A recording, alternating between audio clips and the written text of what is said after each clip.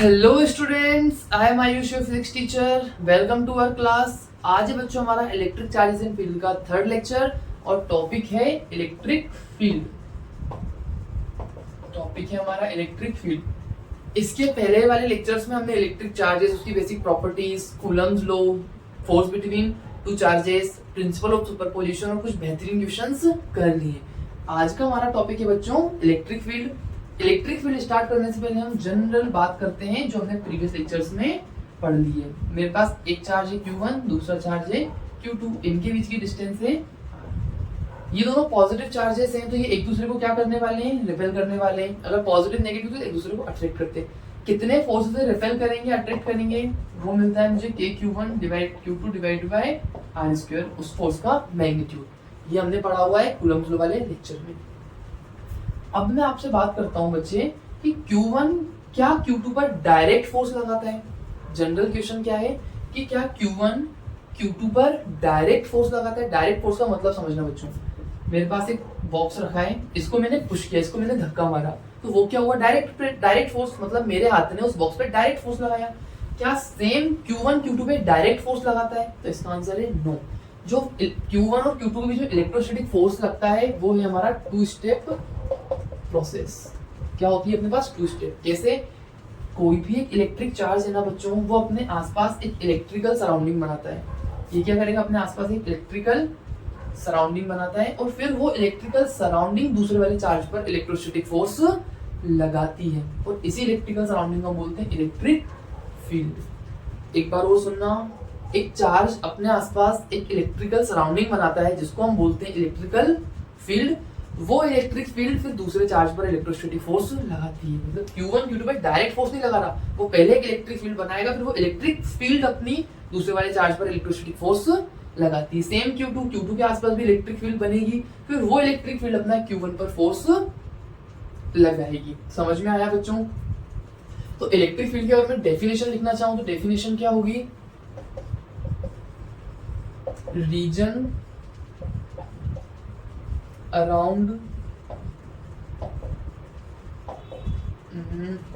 Around electric charge which exerts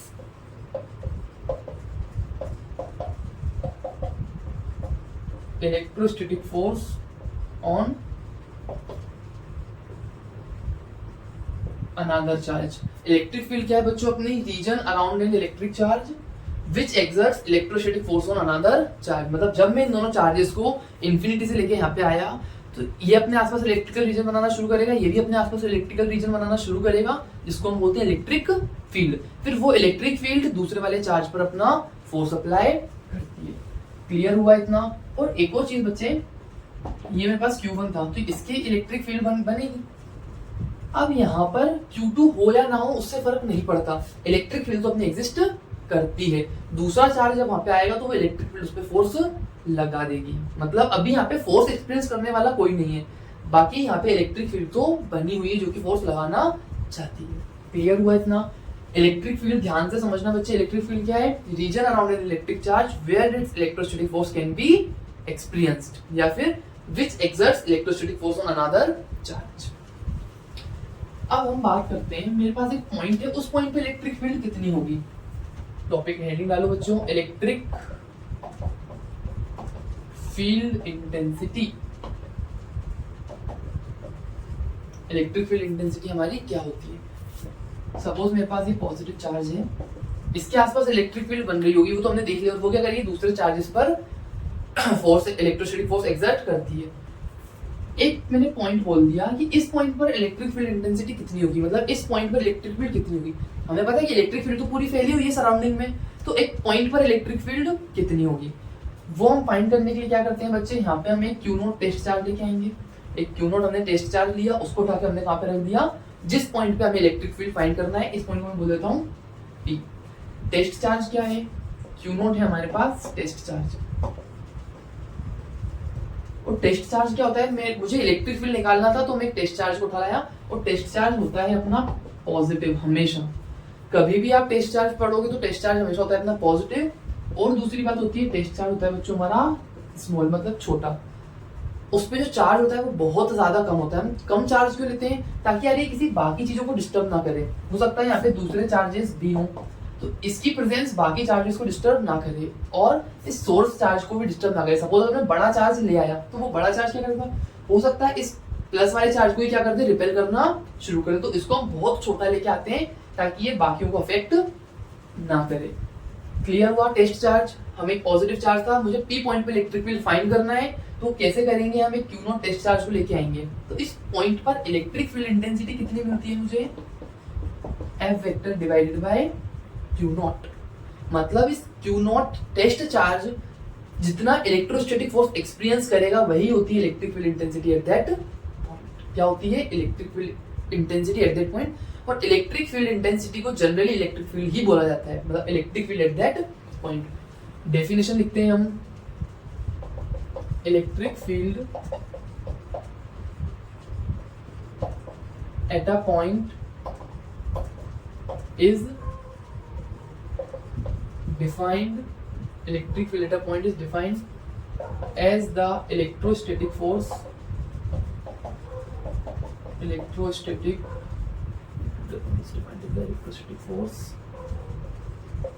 per unit test charge experienced by a unit positive test charge। Clear हुआ? Electric field intensity क्या होती है बच्चे? इस point पर जो इलेक्ट्रोस्टैटिक फोर्स लगेगा पर यूनिट टेस्ट चार्ज, जिसको जितना वो एक्सपीरियंस करेगा उसको बोलते हैं हम electric field intensity. Electric field at a point is defined as the electrostatic force per unit test charge experienced by unit positive test charge. मतलब ये जो क्यू नॉट है, जितना इलेक्ट्रोस्टैटिक फोर्स एक्सपीरियंस करेगा वही होता है हमारा इलेक्ट्रिक फील्ड। मतलब मुझे किसी भी पॉइंट पे इलेक्ट्रिक फील्ड फाइंड करना है, क्यू नॉट टेस्ट चार्ज को वहां पे रखो और जितना वो इलेक्ट्रोस्टैटिक फोर्स एक्सपीरियंस कर रहा होगा per unit positive test charge हो जाएगी हमारे पॉइंट पे इलेक्ट्रिक फील्ड। इलेक्ट्रिक फील्ड क्या है? हमारे पास वेक्टर क्वांटिटी होगी, फोर्स भी हमारे पास वेक्टर क्वांटिटी है। इलेक्ट्रिक फील्ड की डायरेक्शन क्या होगी? जो डायरेक्शन हमारे फोर्स की है। ऐसा यूनिट की अगर हम बात करते हैं तो इलेक्ट्रिक फील्ड की ऐसा यूनिट क्या हो जाएगी? न्यूटन पर कॉलम। यहां तक क्लियर है बच्चों? समझ में आया? Very good. और इलेक्ट्रिक, एक और चीज याद रखना, electric field intensity, electric field strength या फिर इलेक्ट्रिक फील्ड, तीनों बातें अपनी सेम है। जनरली इनको इलेक्ट्रिक फील्ड ही बोल दिया जाता है, electric field at that point. अब हम बात करते हैं किसी एक पॉइंट पर electric field at a point due to an electric charge, due to an electric charge. मतलब ये मेरे पास एक पॉजिटिव चार्ज है, पॉजिटिव ले सकते हो बच्चों आप, नेगेटिव भी ले सकते हो। मेरे पास बात अपन ने पॉजिटिव ले लिया, मुझे इस पी पॉइंट पर इलेक्ट्रिक फील्ड फाइंड करना है। इलेक्ट्रिक फील्ड कैसे फाइंड करते हैं हम? यहाँ पे क्यू नॉट टेस्ट चार्ज रखा, इस पॉइंट पे इलेक्ट्रिक फील्ड कितनी होगी अपने पास? F vector divided by Q naught. ये मेरे पास क्यू है और ये मेरे पास क्यू नॉट है, तो इन दोनों में इलेक्ट्रिक फोर्स कितना लग रहा होगा? K q naught divided by r square. अब फोर्स अपने पास वेक्टर पॉइंट में डायरेक्शन भी बताना है, इन दोनों के बीच की डिस्टेंस है अपने पास आर, और आर के मुझे डायरेक्शन बता रहा है ये। आर क्या है अपने पास? यूनिट वेक्टर है, यूनिट वेक्टर का काम क्या होता है? हमें डायरेक्शन बताना। तो आर के क्या कर रहा है? R k gives direction from q to q naught, मतलब क्यू से क्यू नॉट की डायरेक्शन में बता रहा है कौन? आर के।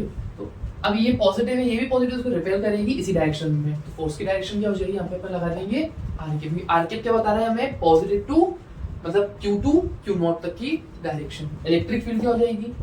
के q naught divided by r square, नीचे क्यू नॉट है, into r k. Q naught से क्यू नॉट हमने किया कैंसिल, इलेक्ट्रिक फील्ड क्या आया? K q divided by r square r k. मतलब इस पॉइंट पे इस चार्ज का इलेक्ट्रिक फील्ड की डायरेक्शन क्या होगी? ऐसी होगी। समझ में आया? क्लियर हुआ? Very good. अब एक और चीज देखना, हमने क्या बोला था? इलेक्ट्रिक फील्ड क्या है अपने पास? Force per unit test charge. तो यहां से मैं इलेक्ट्रिक फोर्स को क्या लिख सकता हूं? Electric field into charge. मतलब इस पॉइंट में मैंने इलेक्ट्रिक फील्ड तो फाइंड कर ली, किस फॉर्मूले से, इस वाले फॉर्मूले का यूज कर मैंने इस पॉइंट पर इलेक्ट्रिक फील्ड तो फाइंड कर ली।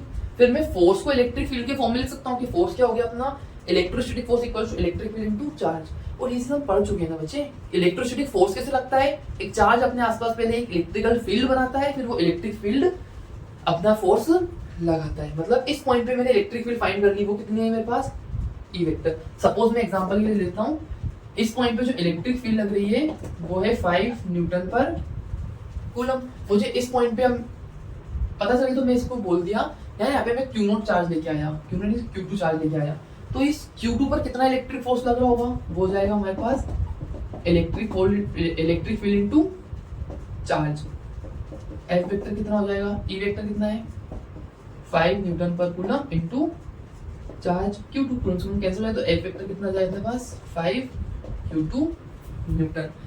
मतलब मुझे किसी भी पॉइंट पे अगर इलेक्ट्रिक फील्ड पता चल गया तो उसका मैं चार्ज के साथ मल्टीप्लाई करके उस पॉइंट पे इलेक्ट्रिक फील्ड उस पॉइंट पे इलेक्ट्रोस्टैटिक फोर्स फाइंड कर सकता हूँ।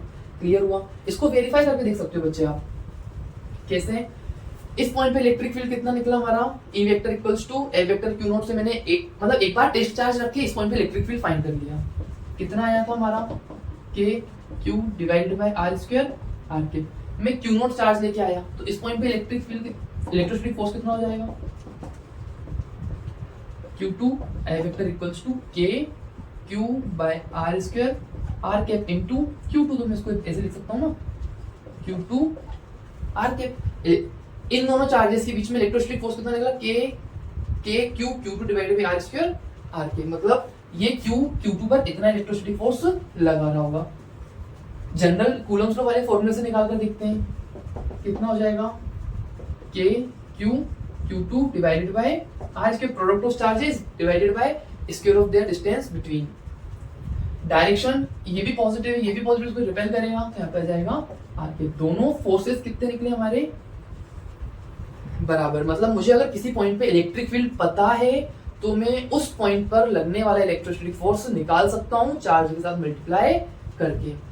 आया समझ में? क्या क्लियर? बस एक चीज याद रखना, इलेक्ट्रिक फील्ड निकालने के लिए, इलेक्ट्रिक फील्ड की वैल्यू फाइंड करने के लिए हमेशा अपन क्या लेंगे, टेस्ट चार्ज लेंगे। मतलब ऐसा नहीं है कि आप यहाँ पे इलेक्ट्रिक फील्ड फाइंड करना है तो F वेक्टर डिवाइडेड मतलब फोर्स डिवाइडेड बाय Q2 कर दो, नहीं। इलेक्ट्रिक फील्ड की वैल्यू निकालने के लिए आप क्या करोगे, पहले टेस्ट चार्ज को रखोगे, उसके थ्रू आपने इस पॉइंट पे इलेक्ट्रिक फील्ड की वैल्यू फाइंड करनी। मुझे इस पॉइंट पे इलेक्ट्रिक फील्ड की वैल्यू फाइंड करना है तो क्या करो आप, इलेक्ट्रोस्टैटिक फोर्स को पॉइंट चार्ज से मतलब टेस्ट चार्ज से डिवाइड कर दो, आपको इलेक्ट्रिक फील्ड मिल जाएगा। फिर उस इलेक्ट्रिक फील्ड की मदद से आपको जिस भी फोर्स निकालना था फाइंड कर सकते हो। क्लियर हुआ? इसको हम क्लियर कर देते हैं।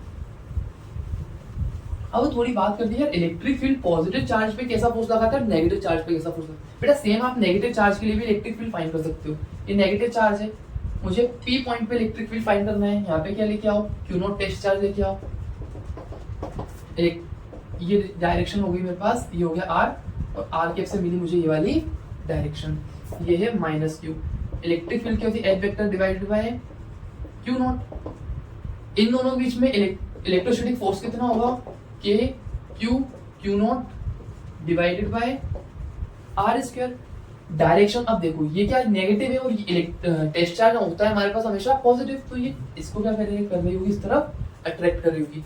आर के पी डायरेक्शन है वो और फोर्स की डायरेक्शन है ये, यहाँ तो क्या आएगा यहाँ पे माइनस आर के पी डायरेक्शन है अपनी -Q से Q0 तक, फोर्स की डायरेक्शन है अपनी Q0 से -Q तक, यहाँ पे अपने नेगेटिव साइन लगा दिया। इलेक्ट्रिक फील्ड को रखो, निकालते हैं अपन K Q Q0 divided by R square Q0। Q0 से Q0 कैंसिल हो गई, इलेक्ट्रिक फील्ड क्या आई अपने पास, -K Q divided by R square R के। मतलब इस पॉइंट पे अब इलेक्ट्रिक फील्ड कितनी आई, इलेक्ट्रिक फील्ड आई अपनी अंदर की तरफ। इलेक्ट्रिक फील्ड क्या आई अपनी अंदर की तरफ, मतलब नेगेटिव पॉजिटिव चार्ज के कारण इलेक्ट्रिक फील्ड जा रही है बाहर की तरफ और नेगेटिव चार्ज के कारण इलेक्ट्रिक फील्ड आ रही है अंदर की तरफ। तो यहाँ से एक चीज ध्यान रखना, मेरे पास एक पॉजिटिव चार्ज और नेगेटिव चार्ज। पॉजिटिव चार्ज से इलेक्ट्रिक फील्ड जाती है बाहर की तरफ और नेगेटिव चार्ज में इलेक्ट्रिक फील्ड आती है अपनी अंदर की तरफ। क्लियर हुआ? अब समझना ध्यान से, मेरे पास बच्चों एक पॉजिटिव चार्ज है ये वाला, इस P पॉइंट पे मुझे इलेक्ट्रिक फील्ड फाइंड करना था। मैंने यहाँ पे क्या किया, टेस्ट चार्ज रखा, ये डिस्टेंस है अपने पास r, ये चार्ज है q। कितना मेरा इस पॉइंट पे इलेक्ट्रिक फील्ड आया था, इलेक्ट्रिक फील्ड कितना आया था मेरे पास, k q divided by r square, direction थी r के, मतलब इस पॉइंट के कारण इस पे इलेक्ट्रिक फील्ड लग रहा है हमेशा इधर। अब मैंने बात की थी क्या कि इसकी जगह मैं कोई और चार्ज रखता हूँ तो मैं उस पे इलेक्ट्रिक फील्ड फाइंड कर सकता हूँ। यहाँ पे मैंने सबसे पहले पॉजिटिव चार्ज रखा था Q2, तो Q2 पे इलेक्ट्रोस्टैटिक फोर्स किस तरफ लगा था, उस तरफ, और जो कि कूलम्ब्स लॉ से भी हमें पता है कि दोनों पॉजिटिव चार्ज एक दूसरे को रिपेल करेंगे। यहाँ पे मैं रख के देखता हूँ -Q2 चार्ज, मैंने क्या रखा -Q2। इलेक्ट्रोस्टैटिक फोर्स कैसे निकाला था बच्चों हमने, इलेक्ट्रिक फील्ड इनटू चार्ज करके। फोर्स कितना, इलेक्ट्रिक फील्ड क्या है, K Q R के divided by R square into charge है मेरे पास -Q2, चार्ज क्या है -Q2। तो इलेक्ट्रोस्टैटिक फोर्स आप निकालोगे क्या है, -n आ जाएगा मेरा बाहर, K Q Q2 divided by R square R के की डायरेक्शन है ये, और फोर्स आ रहा है अपना उसका नेगेटिव, मतलब फोर्स की डायरेक्शन है ये, क्योंकि हमें पता है कि ये पॉजिटिव तो इसको क्या करेगा, अट्रैक्ट करेगा। यहां से क्या क्लियर हुआ, जब इलेक्ट्रिक फील्ड की डायरेक्शन तो बच्चे हमारी यही है, इस पॉजिटिव चार्ज के कारण इलेक्ट्रिक फील्ड की डायरेक्शन तो हमारी वही है। इलेक्ट्रिक फील्ड अपनी पॉजिटिव चार्ज को उसकी डायरेक्शन में फोर्स लगाता है और नेगेटिव चार्ज पे अपोजिट डायरेक्शन में फोर्स लगाता है। नेगेटिव चार्ज पे देखो ना बच्चे, अभी हमने यहाँ पे पॉजिटिव रखा था, उस पे फोर्स लग रहा था अपोजिट डायरेक्शन में, हमने रखा नेगेटिव चार्ज तो फोर्स लगा हमारा अंदर की तरफ। क्लियर हुआ। यहाँ पे आप नेगेटिव भी ले सकते हो, कोई दिक्कत नहीं है। हम इतने सारे केसेस स्टडी क्यों कर रहे हैं, ताकि जो कंसेप्ट क्लियर होना जरूरी है। यहाँ पे आपने लिया नेगेटिव चार्ज, फिर से ये पॉइंट P, ये है आपके पास -Q। आपने इलेक्ट्रिक फील्ड फाइंड की, इलेक्ट्रिक फील्ड की डायरेक्शन क्या होगी, ये होगी। इलेक्ट्रिक फील्ड की डायरेक्शन क्या होगी बच्चे, इस बार अंदर की तरफ होगी। यहाँ पे पहले आपने रखा माइनस चार्ज, -Q2, ध्यान से समझना बच्चों। यहाँ पे आपने क्या रखा, -Q2। इस पे हम क्या निकालते हैं, electrostatic force. Electrostatic F vector क्या होगा, E वेक्टर इनटू चार्ज। ये है मेरे पास आर के की डायरेक्शन क्या है, ये वाली। देखो यूनिट वेक्टर में से डायरेक्शन होता है, डायरेक्शन क्या है आपकी, वो वाली। F वेक्टर E कितना होता है, K Q divided by R square R के। अब यहाँ पे क्या चाहिए, थोड़ा सा यहाँ पे लिख देता हूँ मैं, इलेक्ट्रिक फील्ड कितनी आई, K Q divided by R square R के। यही है क्या, नहीं, R के डायरेक्शन बता रहा है वो, और नेगेटिव के कारण इलेक्ट्रिक फील्ड लगती है इस तरफ, तो हमने यहाँ पे लगा लिया माइनस साइन, यहाँ पे आ गया अपना माइनस, इनटू मैंने क्या किया, चार्ज का मतलब -Q2, माइनस क्या हो गया प्लस, मतलब F वेक्टर कितना आया, K Q Q2 divided by R square R के। मतलब फोर्स की डायरेक्शन देखो, मैग्नीट्यूड तो इतना ही लगेगा, हमें पता है डायरेक्शन क्या है R की, मतलब फोर्स कैसे लग रहा है इसमें, इस तरफ लग रहा है। वो चीज हमें पता है क्या, दोनों चार्जेस नेगेटिव है तो फोर्स उसको रिपेल कर रहा है। इलेक्ट्रिक फील्ड लग रही है इस बार, नेगेटिव चार्ज तो फोर्स लग रहा है उस पे अपोजिट। मतलब हमने पहले भी ये देखा था, इलेक्ट्रिक पॉजिटिव चार्ज पे इलेक्ट्रिक फील्ड अपनी ही डायरेक्शन में फोर्स लगाता है, और नेगेटिव चार्ज पर इलेक्ट्रिक फील्ड उसके अपोजिट फोर्स लगाता है। पिछले वाले केस में इलेक्ट्रिक फील्ड वैसी थी, तो हमने नेगेटिव चार्ज लगा तो उस पर फोर्स लगाता ऐसे। इस केस में इलेक्ट्रिक फील्ड अंदर है, हमने नेगेटिव चार्ज लगा तो फोर्स लग गया। क्लियर, ये कंसेप्ट क्लियर करना है। यहाँ पे आप पॉजिटिव चार्ज रखोगे, यहाँ पे अपना नेगेटिव साइन आ जाएगा अंदर की तरफ। क्लियर है बच्चे। मैं पूछता हूँ, अगर मेरे पास एक इलेक्ट्रिक फील्ड है ऐसी, और एक इलेक्ट्रिक फील्ड है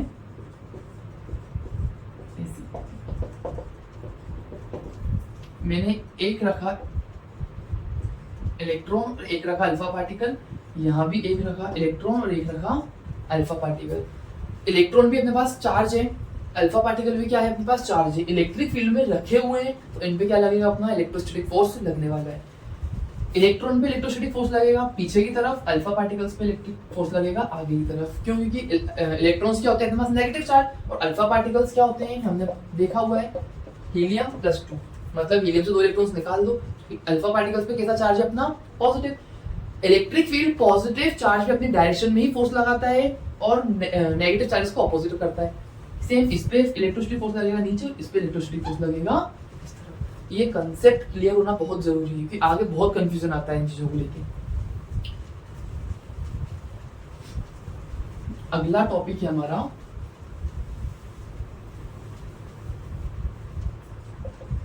electric field at a point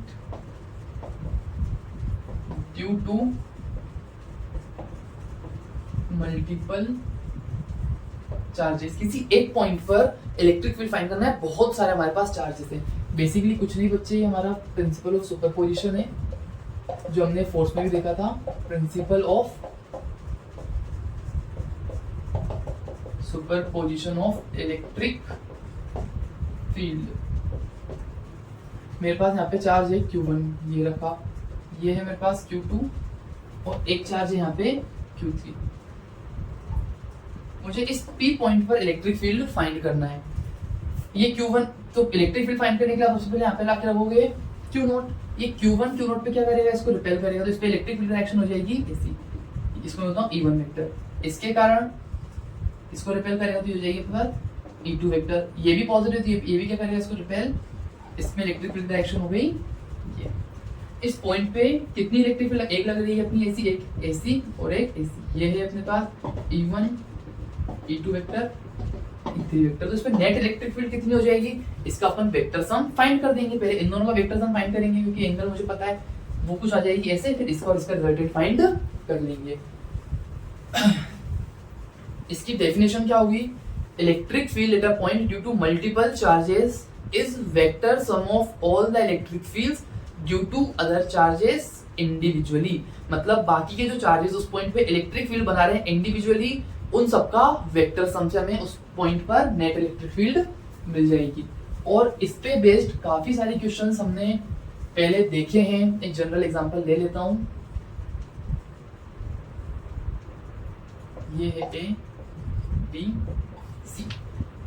A पर रखा हुआ है हमारा प्लस Q, सॉरी B पर रखा हुआ है प्लस Q, A पे रखा हुआ है हमारा माइनस Q। हमें C पॉइंट पर नेट इलेक्ट्रिक फील्ड फाइंड करना है। और एक और चीज, इनकी इलेक्ट्रिक फील्ड एक दूसरे पर डिपेंड नहीं करती, ठीक है ना, इंडिपेंडेंट होती है। C पे क्या निकालना है मुझे इलेक्ट्रिक फील्ड, तो C पर रखा हूं मैं आके एक Q0 चार्ज। C पे हमने रखा है एक Q0 चार्ज इलेक्ट्रिक फील्ड निकालने के लिए। ये नेगेटिव है तो ये क्या करेगा इसको, ये इक्विलैटरल ट्रायंगल है बच्चों, तो ये एंगल है हमारे पास 60 डिग्री। नेगेटिव है तो ये पॉजिटिव है, ये क्या करेगा, इसको अट्रैक्ट करेगा अपनी तरफ, फोर्स लगाएगा, तो इस पे इलेक्ट्रिक फील्ड कैसी हो जाएगी अपने पास, ये बोल देता हूँ। और हमें पता भी वैसे भी कि माइनस Q पे इलेक्ट्रिक फील्ड अपनी तरफ लेता है वो। B क्या करता है C को, इस पे पॉजिटिव, इस पे इलेक्ट्रिक फील्ड डायरेक्शन कैसी होगी अपने पास ऐसी, ये हो जाएगा EB वेक्टर। ये एंगल 60 है, ये एंगल कितना हो जाएगा 120 डिग्री। EB वेक्टर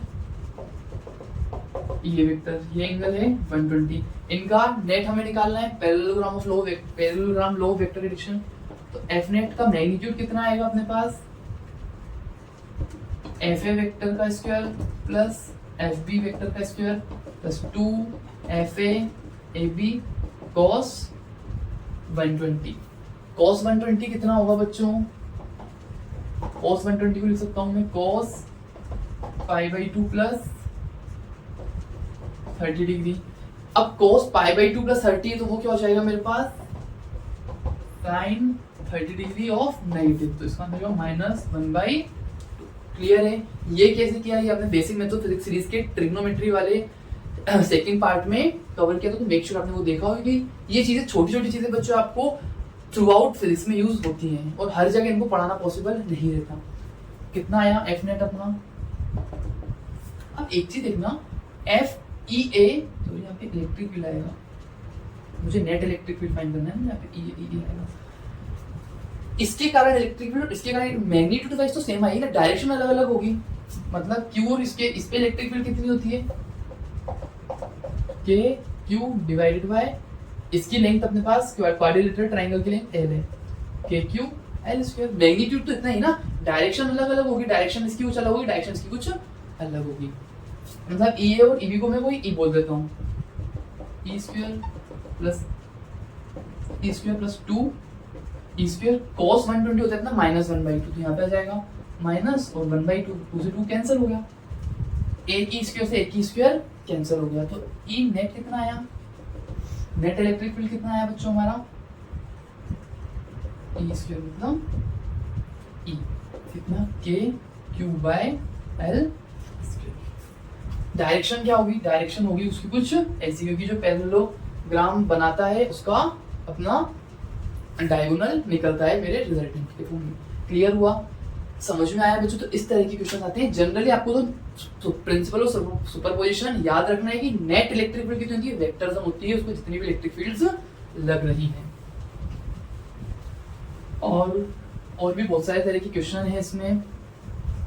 एक और जो हमने देखे थे बच्चे, थर्ड पार्टिकल इक्विलिब्रियम, उस टाइप के क्वेश्चंस भी इसमें आते हैं। मतलब मेरे पास है ये प्लस क्यू, मेरे पास है ये प्लस 4q, इनको एक लाइन ज्वाइन कर रही है। मुझसे पूछा जाता है कि इनकी जो लाइन ज्वाइन कर रही है ना, इस लाइन पे एक चार्ज को लाके रखो जिसकी नेट इलेक्ट्रिक फील्ड 0 आनी चाहिए। क्या आनी चाहिए, बोलता हूँ let's say plus Q charge है, इसको मुझे इस लाइन पर ऐसे पॉइंट पे रखना है जहां पे नेट इलेक्ट्रिक फील्ड क्या है, 0। देखो नेट इलेक्ट्रिक फील्ड 0 मतलब नेट इलेक्ट्रोस्टैटिक फोर्स क्या हो जाएगा, 0। इलेक्ट्रोस्टैटिक फोर्स 0 नहीं होगा, नेट इलेक्ट्रोस्टैटिक फोर्स क्या हो जाएगा, 0। और इसके बेस क्वेश्चन हमने प्रीवियस लेक्चर में की थी। हमें पता है पॉजिटिव पॉजिटिव दोस्तों कहाँ पे रखूंगा, मैं बीच में रखूंगा। यहाँ पे मैंने रखा प्लस, क्योंकि ये लगाएगा इलेक्ट्रिक फील्ड इस तरफ और ये लगाएगा इलेक्ट्रिक फील्ड इस तरफ। इसको मैं बोलता हूँ 1, इसको बोलता हूँ 2। इस तरफ लग रही होगी इलेक्ट्रिक फील्ड 1 और इस तरफ लग रही होगी मेरी इलेक्ट्रिक फील्ड 2। तो नेट इलेक्ट्रिक फील्ड मेरी 0 हो सकती है। अगर चार्ज को मैंने यहाँ पे रखा होता, इसके कारण इलेक्ट्रिक फील्ड होती है इस पे इस तरफ, और उसके कारण इलेक्ट्रिक फील्ड होती है अपनी इस तरफ। तो नेट इलेक्ट्रिक फील्ड तो इस तरफ आती, सेम यहाँ पे रखता, इसके कारण इलेक्ट्रिक फील्ड इस तरफ और इसके कारण इलेक्ट्रिक फील्ड अपनी उसी तरफ आती है। इसलिए मैं कहाँ पे रखूंगा, बीच में, क्योंकि नेट इलेक्ट्रिक फील्ड 0 चाहिए। इसके पास क्यों रखा मैंने, क्योंकि इलेक्ट्रिक फील्ड क्या होता है कि क्यू बाय आर, इसका मैग्नीट्यूड करता हूँ। इलेक्ट्रिक फील्ड अपना डिस्टेंस पर इनवर्सली प्रोपोर्शनल है, जितना दूर जाओगे इलेक्ट्रिक फील्ड उतना कम होता जाएगा। इस पे चार्ज ज्यादा है तो मैं इसे दूर थोड़ा सा लेता हूँ ताकि इलेक्ट्रिक फील्ड थोड़ी सी कम हो जाए। इस पे चार्ज कम है तो उसका पास लेता हूँ, इलेक्ट्रिक फील्ड ज्यादा हो जाए। हमें नेट इलेक्ट्रिक फील्ड 0 करना है, मतलब E1 वेक्टर और E2 वेक्टर को बराबर करना है। E1 वेक्टर कितना होगा, के क्यू डिवाइडेड बाय, यहां से यहां तक की डिस्टेंस को आप बोल देते हैं x। इन दोनों चार्जेस के बीच की डिस्टेंस है अपने पास r, तो ये डिस्टेंस कितनी हो जाएगी, r minus x. E1 vector कितना है, k q by x square equals to k 4q by r minus x का होल स्क्वायर। के से के कैंसिल, क्यू से q cancel, r minus x by x का whole square कितना है अपने पास 4। इसको सॉल्व करोगे, r minus x divide by x equals to plus minus 2x। एक बार प्लस लेके वैल्यू सोल्व करोगे, एक बार 2 लेके सोल्व करोगे। r minus x equals to x equals 2, r कितना आया हमारे पास 3x, x कितना आया r बाय 3। एक बार इसको नेगेटिव ले लेते हैं, r minus x divide equals to minus 2x, r equals to minus x उधर चला जाएगा तो प्लस हो जाएगा minus 2x plus x. r की वैल्यू कितनी आई, सॉरी x की वैल्यू कितनी आई माइनस r, जो कि पॉसिबल नहीं है। तो x क्या हो जाएगा, ये डिस्टेंस हो जाएगी r बाय 3। क्लियर हुआ, समझ में आया? तो वो पॉइंट क्या हो जाएगा अपना प्लस क्यू से कुछ दूर। इसके बाद एक छोटा सा टॉपिक है बच्चों, कंटिन्यूअस चार्ज डिस्ट्रीब्यूशन, कि वो क्या होता है। हम जो एक्चुअल में जब चार्जेस की बात करते हैं ना, तो इलेक्ट्रॉन या फिर से थोड़ा बहुत चार्ज बड़ा नहीं होता। मैंने बोला कि मेरे पास एक रॉड है, इस रॉड पर क्यू चार्ज है, इस रॉड पे क्यू चार्ज है, तो क्यू चार्ज को मैं कहाँ मानूं, यहाँ पे है, यहाँ पे बीच में, क्योंकि मुझे इससे इलेक्ट्रिक फील्ड निकालना है, इसका और भी यूज होगा। तो मैं क्या बात कर रहा हूँ कि यार इस रॉड पर ये क्यू चार्ज कहाँ पे, तो इसका मतलब continuous charge distribution. Continuous charge distribution का मतलब क्या है, चार्ज अपना थ्रू आउट इक्वली फैला हुआ है, यूनिफॉर्मली अपने पूरे रॉड पर चार्ज फैला हुआ है। अब हो सकता है कि उसके सिर्फ सरफेस पर फैला हो, ऐसा होता है उसके पूरे वॉल्यूम में फैला हो। तो अपने पास 3 चार्ज डिस्ट्रीब्यूशन आते हैं, कंटिन्यूअस चार्ज डिस्ट्रीब्यूशन का मतलब कि कहीं भी छूटा नहीं है। पहला है वॉल्यूम चार्ज डिस्ट्रीब्यूशन, अगला आता है मेरा सरफेस एरिया या फिर एरियल चार्ज डिस्ट्रीब्यूशन, थर्ड अपना linear charge. Volume charge distribution मतलब चार्ज अपने पूरे वॉल्यूम में फैला हुआ है, एरिया मतलब सिर्फ एरिया पे है, और लीनियर मतलब सिर्फ एक लाइन पे चार्ज डिस्ट्रीब्यूटेड है। इसके अलावा एक और बहुत ही प्यारा कंसेप्ट आता है चार्ज डेंसिटी का। जो कि बच्चे समझ जाते हैं, बट उसकी जो अंडरस्टैंडिंग होती है ना, क्योंकि बहुत सारे बच्चों को डेंसिटी का मतलब भी नहीं पता। डेंसिटी क्या है अपने पास? मास पर यूनिट वॉल्यूम, इतना हमें पता है। इसका मतलब क्या है कि एक यूनिट वॉल्यूम में कितना मास आपका रखा हुआ है, एक यूनिट वॉल्यूम में कितना मास है। मैंने बोला मेरे पास अगर 5 यूनिट मेरे पास वॉल्यूम है किसी चीज का, तो उसका मास कितना हो जाए? एक यूनिट में जितना मास था उसका प्रोडक्ट कर देंगे हम। इसको पहले हम समझते हैं एग्जांपल से। मेरे पास एक रॉड है, इस रॉड का 1 सेंटीमीटर, इस रॉड के 1 सेंटीमीटर पे कितना मास है मेरे पास? 5 ग्राम मास है। तो इसके 1 सेंटीमीटर टुकड़े का वेट कितना है, मास कितना है? 5 ग्राम है। मैं बोलता हूँ कि अगर मेरे पास 5 सेंटीमीटर लंबी रॉड है तो उसका मास कितना हो जाएगा? 5 5 25 ग्राम। बोला मैंने कि 10 सेंटीमीटर की रॉड है तो उसका मास कितना हो जाएगा? 50 ग्राम। सेम मैंने बोला अगर मेरे पास L सेंटीमीटर की रॉड है तो उसका मास कितना हो जाएगा? 5L ग्राम। ये 1 सेंटीमीटर का 5 ग्राम मास, मतलब ये क्या है मेरे पास? मास पर यूनिट लेंथ की एक यूनिट लेंथ पे कितना मास है। मतलब अगर मैं बोलता हूँ ये रॉड है, इसकी एक यूनिट लेंथ पे, एक यूनिट लेंथ पे 5 ग्राम मास है, तो मेरे पास 10 यूनिट पे कितना हो जाएगा? 50 ग्राम। 50 यूनिट पे कितना हो जाएगा? 250 ग्राम। तो यही होता है मेरे पास चार्ज डेंसिटी। अब इसको अपन समझते हैं। मेरे पास चार्ज डेंसिटी 3 तरह की होती है बच्चों, volume charge density, surface area, area charge density होती है, एरिया चार्ज डेंसिटी, लास्ट अपनी लीनियर चार्ज डेंसिटी। किसी एक को समझ लेते तो आपका काम बन जाएगा। चार्ज डेंसिटी मतलब मेरे पास सपोज एक क्यूब है जिसकी साइड है मेरे पास एक, तो इसका वॉल्यूम कितना हो जाएगा? टोटल वॉल्यूम हो जाएगा अपने पास एक क्यूब। वॉल्यूम चार्ज डेंसिटी का मतलब क्या है? इसके एक यूनिट वॉल्यूम पे कितना चार्ज है, charge per unit volume.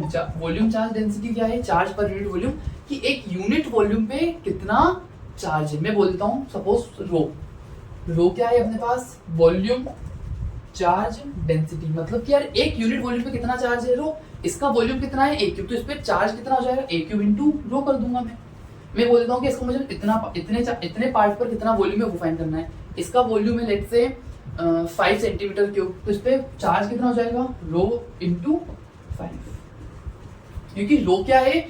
Charge per unit volume. एक यूनिट पे कितना चार्ज है रो, तो इसका वॉल्यूम कितना है? 5 सेंटीमीटर क्यूब, मतलब 5 यूनिट क्यूब, तो उस पे चार्ज कितना हो जाएगा? 5 रो। इसका यूज काफी ज्यादा होता है। सेम अपना सरफेस एरिया के साथ है। सरफेस चार्ज डेंसिटी को हम डिनोट करते हैं सिग्मा से, होती है चार्ज पर यूनिट एरिया। एक यूनिट एरिया पे मेरे पास सर्कल है, इसके एक यूनिट एरिया पर कितना चार्ज है अपने पास? सिग्मा। तो इसका पूरा एरिया है pi R square, pi R square पूरे एरिया पर कितना चार्ज हो जाएगा? Sigma pi R square. Clear हुआ? मैंने इसका छोटा सा पार्ट ले लिया डीवी, उस डीवी पर कितना चार्ज हो जाएगा? Sigma DV. क्लियर हुआ? पहले वाला एग्जांपल समझ में आया तो उसको इसकी सेम अपनी आती है linear charge density. Linear charge density को हम डिनोट करते हैं लैम्डा से, चार्ज पर यूनिट लेंथ की एक यूनिट लेंथ पे कितना चार्ज है अपना? लैम्डा। तो 5 यूनिट लेंथ है, चार्ज कितना हो जाएगा? लैम्डा 5। ये फाइंड कैसे करते हैं बच्चे? अगर मुझे फाइंड करना है वॉल्यूम चार्ज डेंसिटी, उसको डिनोट करते हैं अपन रो से। जो फॉर्मूला क्या होगा? टोटल चार्ज, याद रखना, total charge divided by volume. Total charge divided by volume, क्योंकि मुझे फाइंड क्या करना है? Charge per unit volume. Same अपना एरिया निकालना है, तो सिग्मा के लिए क्या हो जाएगा? Charge per unit area divided by total area. Same अपना लीनियर चार्ज डेंसिटी कितनी हो जाएगी? Total charge divided by total length. कितनी लेंथ है, ऐसे क्या मिल जाएगा? Charge per unit length. और इनका यूज काफी ज्यादा है। सबसे मेन इनकी अंडरस्टैंडिंग आना जरूरी है कि इनका मतलब क्या होता है। होपफुली बच्चे आपको इतना समझ में आ गया होगा। अभी इलेक्ट्रिक फील्ड और बचा है अपना, उनको अपन बाकी लेक्चर्स में कवर करेंगे, डिटेल में जाएंगे चीजों की अंडरस्टैंडिंग पे। मेन फोकस अपना रहने वाला है। क्लियर हुआ? ऑल द बेस्ट बच्चों, थैंक यू फॉर वॉचिंग।